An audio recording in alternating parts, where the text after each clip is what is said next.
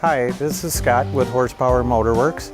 I'm the mechanical assembler of this car. You've met Tim and Craig and stuff doing the body work.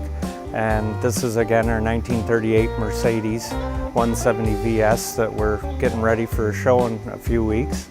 And today we set the engine and transmission in for the last time. With restorations, you have to pull out engines, put them back in several times, but this is the last time this engine needs to go in.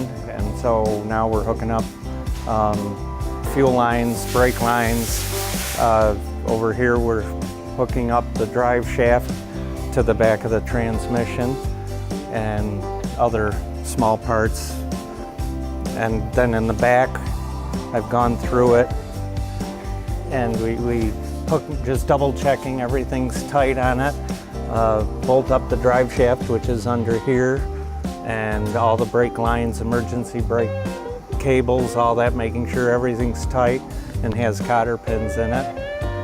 And so why a lot of this stuff has to be assembled is because once the body guys want to put and finish assembling and body working the hood and the front fenders, you have to have the engine in its spot, in its correct place. We also put in the gauges so we can start running the wiring harness and, you know, assorted parts like that. And it turns into a 7-day-a-week process to now until the car show in early March that we're going to.